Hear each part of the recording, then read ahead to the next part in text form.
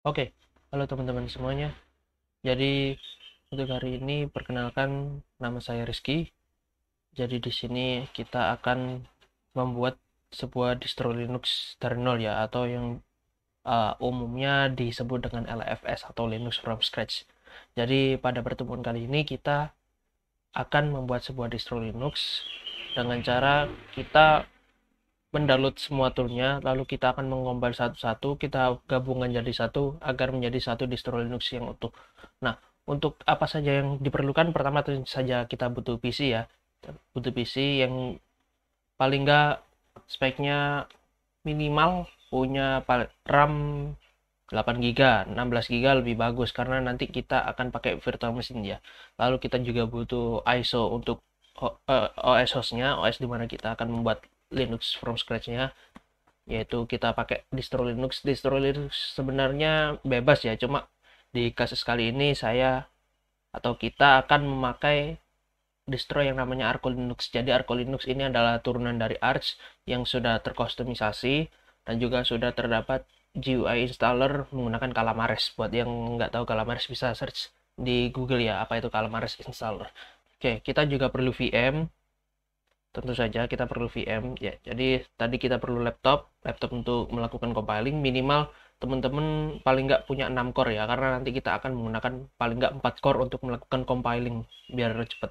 Lalu untuk RAM minimal 8 GB agar 4 GB-nya bisa kita pakai. Lalu juga ISO ya, ISO untuk Linux atau distro Linux itu sendiri. Untuk kali ini kita akan pakai Arco Linux ya. Jadi di downloadnya kita bisa menuju ke arcolinux.info/download. Teman-teman bisa pilih metode download yang mana yang teman-teman suka. Ada dari SourceForge, Belnet, CentOS, atau mungkin teman-teman yang biasa pakai torrent bisa pakai torrent ya. Untuk kali ini kita pakai Arco Linux B ya. Jadi Arco Linux B ini teman-teman memilih desktop environment teman-teman sendiri, karena di Arco Linux sendiri disediakan lebih dari 22 desktop environment dan window manager, sangat banyak pilihan. Untuk kasus kali ini kita akan pakai yang Arco Linux B XFCE karena yang paling gampang dipahami ya. Kita pakai Arco Linux B XFCE, tinggal klik ini lalu teman-teman akan di-download. Nah, untuk sekarang saya sudah punya ISO-nya, jadi kita langsung buat ke VirtualBox, kita klik new, klik Arco Linux, kita namai terserah, saya pakai nama Arco Linux, pilih folder tempat virtual mesinnya, garis kira sekali, mounted disk di sini, VM. Oke, di sini kita pilih next, kita pilih 4096 ya, 4 GB untuk RAM-nya.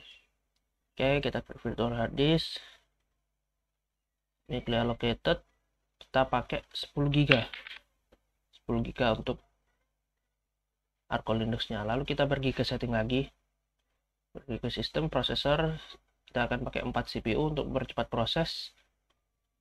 Jangan lupa kalau yang pakai AMD prosesornya enable PAE NX sama enable Nested VT. Lalu video memory kita 100%, enable VGA 2%. Nah, di sini kita tambahkan storage tambahan sebesar paling enggak 30 GB ya. Sebenarnya 10 GB bisa, cuma itu udah minimal banget dan akan sulit untuk mengembangkan LFS teman-teman kalau teman-teman cuma punya storage 10 GB. Misal teman-teman udah selesai LFS dan hanya tersisa sedikit, tentunya kalau teman-teman mau mengembangkan LFS-nya, teman-teman pasti butuh space lebih, dan lebih baik mengalokasikan sekarang daripada mengalokasikan nanti. Oke, sekarang kita buat 30 GB, create, choose. Oke, jadi kita punya yang pertama 10 GB, yang kedua 30 GB, jadi kita total butuh 40 GB. Kemudian kita pilih ISO teman-teman tadi, jadi biar bisa teman-teman choose on this file, lalu teman-teman arahkan ke ISO yang teman-teman udah download tadi. Di sini live CD, oke, user interface untuk ini opsional ya, tapi saya lebih suka show in full screen atau seamless ini dinonaktifkan, saya nggak mau ini menjadi pengganggu. Lalu untuk network kita pakai bridge adapter. Oke, lalu oh ya, ada yang kelupaan satu ya, kita pakai EFI, jadi kita nggak pakai tradisional bias tapi kita pakai UEFI. Kita klik start, kita Ctrl F untuk full screen, Ctrl sebelah kanan, enter. Oke, kita tunggu. Oke, sekarang kita udah masuk ke welcome screen Arco Linux ya. Jadi dari sini kita bisa langsung aja install ke beginner installation. Nah, pastikan saat menginstal teman-teman terhubung ke internet juga. Next, kita pilih Jakarta, udah cocok. Default, kita pakai manual partitioning aja. Manual partitioning, kita bikin new partition table. Nah, karena ini kita pakai EFI sebagai BIOS, kita pakai partition table-nya, kita pakai GPT atau GUID partition table. Nah, kita bikin, ini create, kita bikin untuk bootloader-nya dulu. Kita bikin 512 MB, kita pakai file sistemnya FAT32, mount point ke boot. Oke, jangan lupa untuk flag bootnya juga di tick on. Setelah itu kita ke free space, create, langsung saja kita pakai semuanya. Kita mount point ke root aja langsung. Kita mount point ke root, terus kita scroll ke bawah, rootnya juga kita tick on, flag, oke, next. Nah, setelah ini teman-teman setup username dan password. Sini saya pakai ini, kita namakan LFS PM. Untuk password teman-teman bisa bebas asal sama, dan teman-teman harus ingat passwordnya. Nah, untuk ini juga use the same password for the administrator account. Jadi kita di sini untuk setup user biasa. Lalu kalau teman-teman mau mengganti atau memiliki password yang berbeda dengan root account atau akun root, teman-teman juga bisa kasih. Untuk saya disamakan aja biar mempermudah. Next. Nah, setelah ini kita klik install now. Oke, jadi udah selesai ya. Tadi cuma butuh waktu beberapa menit. Lalu setelah ini saat kita klik restart akan otomatis restart. Kalau teman-teman mau coba-coba dulu silakan, bisa. Tapi untuk sekarang kita akan langsung restart aja. Jadi kita sudah di tick restart now, lalu kita klik done, dan melakukan restart dengan sendirinya.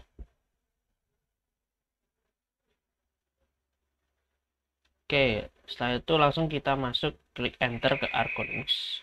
Nah, kita sudah masuk Arco Linux, kita masukkan password kita. Oke, jadi sudah aman ya, semua sudah berjalan dengan semestinya. Nah, untuk berikutnya kita akan melakukan suatu proses yang namanya SSH, di mana kita bisa mengendalikan VirtualBox kita dari luar VirtualBox, entah itu dari rumah ataupun dari luar jaringan ya. Jadi kalau di rumah teman-teman pakai hotspot atau pakai wifi, kita akan melakukan SSH. Sebenarnya teman-teman juga bisa melakukan LFS langsung di virtual machine ini, tapi untuk memperkecil penggunaan CPU dan RAM, kita akan menggunakan SSH, jadi tidak ada proses yang akan berjalan di belakang layar seperti sekarang. Contoh kalau kita pakai sekarang ini, kita bisa masuk ke terminal, teman-teman shortcutnya bisa teman-teman ketik Ctrl Alt dan T, akan langsung pop up terminalnya. Di sini kita pakai URXVT, kita lihat dulu seberapa banyak resource yang kita pakai. Kita pakai HTOP yang udah terinstall secara otomatis. Bisa kita lihat 635 MB RAM terpakai, dan beberapa proses berjalan di balik layar, terutama ada sistem di UDFD sama jurnal D in system, terus ada beberapa daemon. Tentu ini akan menghambat performa kita pada saat kita melakukan kompilasi package ya, karena nanti kompilasinya butuh CPU yang besar ya. Semakin besar CPU akan semakin cepat proses kompilasi selesai. Jadi untuk memberikan ruang lebih pada saat proses kompilasi, kita akan melakukan proses yang namanya SSH atau SSH, Secure Shell. Oke, kita klik key untuk quit, lalu kita close. Itu untuk teman-teman, kita buka kembali terminal ya. Untuk SSH, yang pertama yang harus kita miliki adalah SSH server. Untuk di Arco Linux sendiri, kita lihat kita bisa install yang namanya SSH. Kita pakai sudo. Kalau di Arco Linux kita pakai pacman ya, untuk package manager pacman.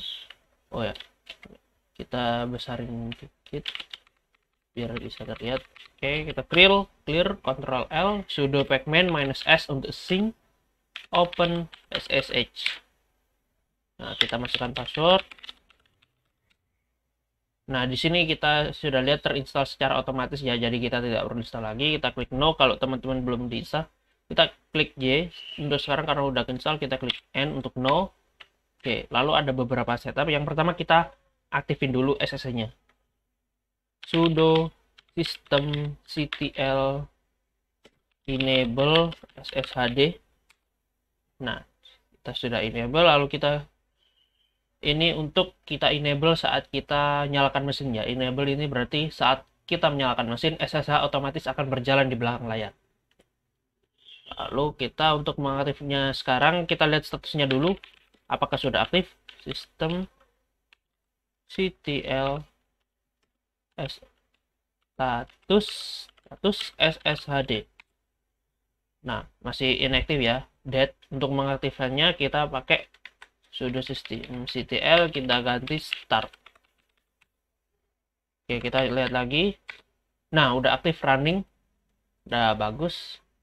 Oke, jadi teman-teman tadi udah ngaktifin SSH. Sekarang untuk menyambungkan SSH kita bisa pakai teman-teman bebas bisa pakai putih atau apapun itu SSH klien di guys teman-teman. Untuk sekarang kita setup dulu. Kita pakai IPA. Jadi kita lihat dulu IP dari host mesin. Nah, ini IP yang kita pakai, kita bakalan pakai IPv4 buat SSH-nya. Jadi kita pakai yang di sini iNet. Kalau teman-teman pakai wireless adapter biasanya ada di WLP, tapi kita sekarang karena pakai VirtualBox kita pakai INP sebagai Ethernet adapter ya. Di sini kita minimize dulu di sini. Lalu di sistemnya teman-teman buka terminal kalau yang udah ada di Linux, tapi kalau yang di Windows atau Mac teman-teman bisa pakai putih ya. Kita pakai SSH sebagai user root add, masukkan IP-nya tadi 192.168.43.21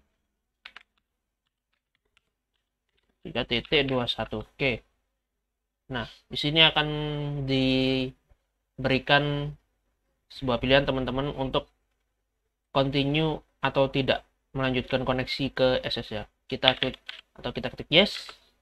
Masukkan password karena kita pakai password yang sama tadi. Nah, di sini kita udah terhubung dengan virtual machine ya. NeoFetch. Kita pakai NeoFetch untuk melihat infonya. Oke ya. Version 5 4 core ya. Oke, untuk dari sini teman-teman bisa kembali ke virtual machine. Nah. Oke, kita close. Di sini teman-teman bisa matikan aja. Kita akan melakukan restart, tapi pertama kita shutdown aja dulu. Kita shutdown. Oke, setelah itu kita klik sini, klik kanan, start, pilih yang headless start, biar dia berjalan di belakang layar, tidak perlu melakukan preview.